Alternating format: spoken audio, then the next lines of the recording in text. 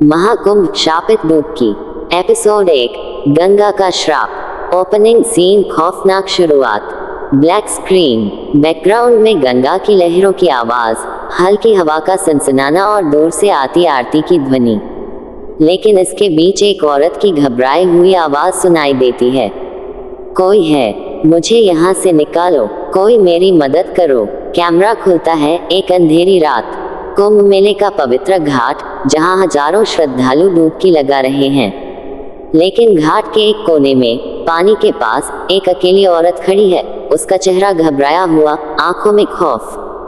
वह बार बार पीछे मुड़कर देख रही है, जैसे कोई उसे देख रहा हो। कैमरा जूम, गंगा के पानी में हलचल, जैसे कोई पानी के अंदर से झांक रहा हो। अचानक छपाक, एक काला हड्डियों जैसा हाथ पानी से बाहर आता है और उस औरत की टखनों को पकड़कर जोर से खींचता है। वह चीखती है, लेकिन उसके मुंह से आवाज निकलने से पहले ही वह पानी के अंदर समा जाती है। कैमरा पानी के अंदर जाता है, वहां सिर्फ अंधेरा और बुलबुलें हैं। Screen black. महाकुंभ शापित डुबकी। Scene change. 2 दिन पहले दिल्ली के प्रसिद्ध पत्रकार करण मेहरा और उसकी टीम कुंभ मेले की रिपोर्टिंग के लिए प्रयागराज पहुंचते हैं।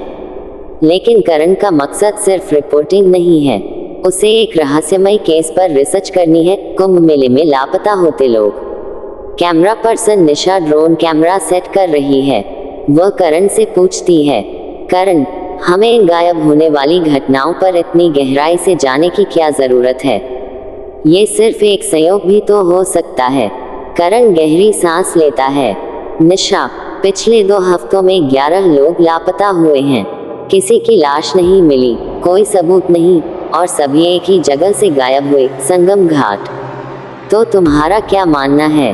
कोई गिरोह इन लोगों को उठा रहा है? करण धीरे से सिर हिलाता है। नहीं, बात कुछ और है। Camera scene change. रात का समय, करण और निशा संगम घाट पर हैं। चारों ओर भीड़ है, लेकिन करण की नज़र घाट के एक सुनसान कोने पर जाती है, जहां एक बूढ़ा साधु चुपचाप बैठा है। करण साधु के पास जाता है।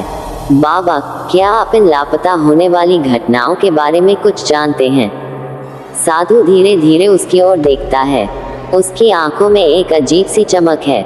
गंगा सिर्फ पवित्र आत्माओं को स्वीकार करती है, लेकिन जब कुंभ का श्राप जागता है, तो वह उन लोगों को वापस बुलाती है जो कभी उससे बच निकले थे। करण चौंक कर पूछता है, क्या मतलब? साधु एक पुरानी किताब खोलता है और उसमें एक धुंधली तस्वीर दिखाता है।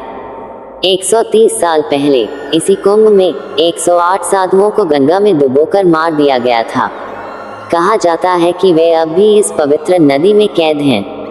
हर 12 साल बाद जब कुंभ लगता है, वे उन लोगों को खोजते हैं जिन्होंने पिछले जन्म में उनके साथ धोखा किया था। निशा घबराकर कहती है, तो क्या यह एक पुनर्जन्म का श्राप है? साधु धीरे से सिर हिलाता है।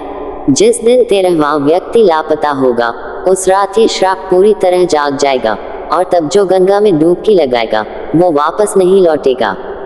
करण इस जानकारी को हंसी में उड़ा देता है। ये सिर्फ एक अंधविश्वास है बाबा, लेकिन मैं सच का पता लगाकर रहूंगा। Camera cut. देर रात, करण और निशा गंगा घाट के किनारे खड़े हैं, रिसर्च कर रहे हैं। अचानक करण को महसूस होता है कि कोई उसे देख रहा है। फुसफुस। करण। वह झटके से पीछे देखता है।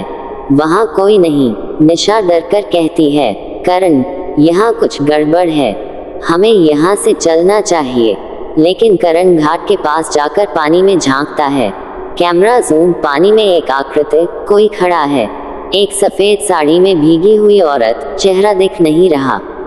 करण धीरे से कहता है, तुम कौन हो? औरत धीरे धीरे पानी से बाहर आती है। अब उसका चेहरा दिखने लगा है। उसकी आंखें कोयले जैसी काली हैं, होंठ हिले, लेकिन आवाज नहीं आई। अचानक जोरदार लहर उठती है और करण पीछे गिर जाता है। निशा चिल्लाती है, करण। करण उठता है, लेकिन अब वहां कोई नहीं है। वह हौंफते हुए कहता है, ये सिर्फ मेरा भ्रम था, या सच में कुछ था? कैमरा ऊपर जाता है। गंगा की लहरों में वह औरत फिर से दिखती है, लेकिन अब उसकी आंखों में एक अजीब चमक है। Screen cut. Blackout and scene voice over. Karan ने क्या देखा? कौन थी वह रहस्यमयी औरत? और गंगा के पानी में क्या छिपा है? क्या सच में कोई श्राप है? अगले एपिसोड में करण और निशा इस रहस्य से पर्दा उठाने के लिए गंगा के गहरे पानी में उतरेंगे, लेकिन क्या वे वापस आ पाएंगे?